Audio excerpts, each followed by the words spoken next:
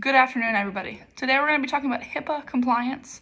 More importantly, HIPAA compliance with cell phone use in EMS today. As we know, HIPAA stands for Health Insurance Portability and Accountability Act. Now, this was established for patient confidentiality above all else.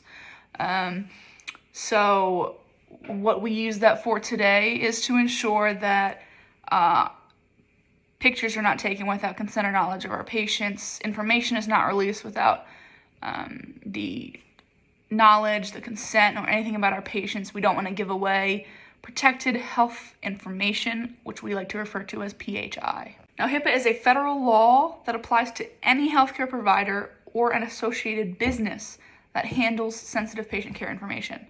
This law provides protection against the patient's healthcare information being shared without their knowledge or their consent.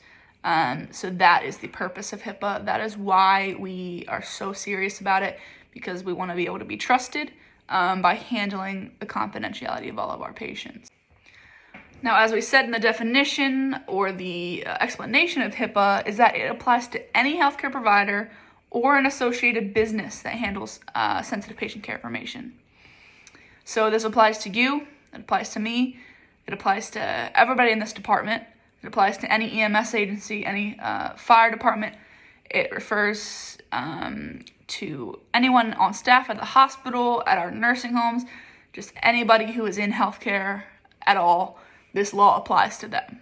And we are really focusing on ensuring that as it applies to us, we are compliant with it. So as we have said, what is covered in HIPAA is protected healthcare information, the PHI. Now, this is a diagnosis, a treatment, test results. This could be information about their prescriptions. This could be their national identification numbers, or more commonly, demographic info, including birth date, age, gender, ethnicity, their emergency contacts, of course, their names, any identifying information at all is something that is going to be protected by HIPAA. We are consistently communicating with our emergency departments as we're bringing them patient after patient every day. As you can see in your employee handbooks, in all our protocol books, we have very specific ways that we like to communicate.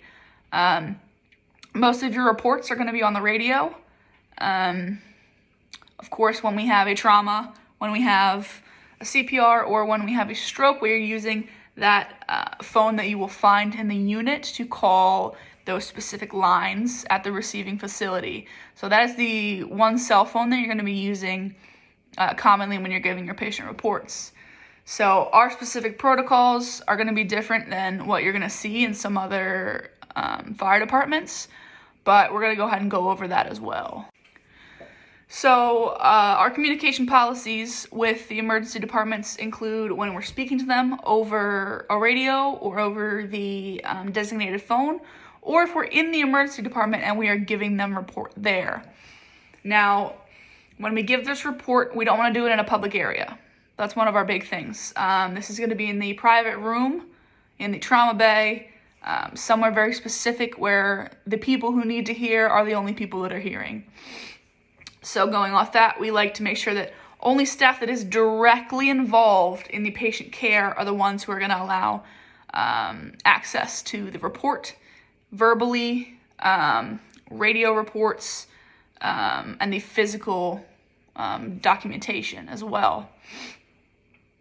So when we are communicating on the radio, we have a few rules there as well. We do not give names over the radio. We will give the gender and the age when giving our report, and then we're going to give the necessary information. So when we have sensitive information that is not necessary for the direct care of the patient, that is not something that we're going to give on our report anyway. So those are our basic protocols that we like to follow for radio etiquette and communication etiquette when we are communicating with receiving facilities.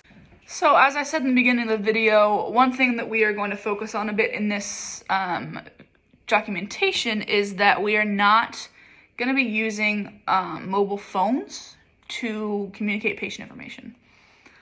So the one phone that we are going to allow that is the trauma stroke CPR phone that is found on all the units. This is the sole mobile device that we are okay with being used for confidential patient information. And that is because it is a protected phone in the department, and you will not be submitting videos, pictures, or texts off this phone. It is directly a line of communication, just as your radio is. So the use of personal cell phones for communicating personal information to the hospitals, or collecting and sharing photos of the scene are two things I want to discuss right now. So not at any point or any time should your personal cell phone be used to communicate any identifying information to anyone in the receiving facility. Be that a friend that is a nurse, be that the receiving nurse of your patient, or be that the communication staff at the hospital. Your personal cell phone is not what we're going to use for this situation. Again, when we are collecting pictures of the scene, we have the rare occurrences that we will take those pictures for educational purposes, but they're to be taken in very specific ways. There's nothing that should be able to identify the patient or identify any information about the patient that is protected health information. And this collection should not be sent to the receiving facilities. If you have to take a photo for something very specific, the impact of the car, or something that is very specific and that needs to be shown to the doctor, we will do that on the communications phone that we have in the unit, as it is able to take pictures, and that is not going to be stored or sent anywhere. So now that we've talked about, a lot of the do's and don'ts, mostly the don'ts, we can also talk about the consequences of what will happen if we fail to follow that. Okay, I'm going to share with you a few consequences for violating HIPAA. So we have a minimum fine of $50,000. We have a maximum fine of $250,000. And there can also be restitution that needs to be paid to the victims. Additionally, onto this, a jail term can be pretty likely for a criminal violation of HIPAA rules. Criminal violations that occur as a result of negligence can result into a prison term of up to 1 year. Obtaining protected information under false pretenses, has a max term of 5 years. Knowingly violating HIPAA with malicious intent or for personal gain can also result in a term of up to 10 years.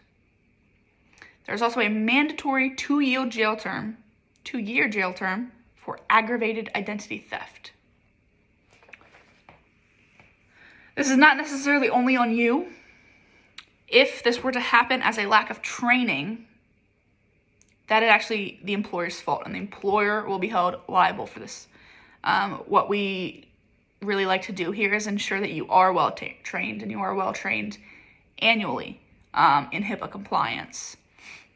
So the one thing that we're going to take from today is that we have 2 ways that we're going to give patient information. That's our radio, and that is the specific mobile cellular device that is stored in every unit. So our personal cell phones are not going to be used for work at all. If you were on scene, if you were near a patient, if you were on a call at all, your personal cell phone should not leave your pocket. And we are going to be compliant in this, and we are going to be enforcing people to be compliant, because we need to keep that level of trust that we should have, that our patients' confidentiality and dignity and everything above is going to be protected. All right, thanks everybody for go ahead and watching this video. We want to be the best that we can be, and we'll continue to do that through our training and through our educational videos such as these.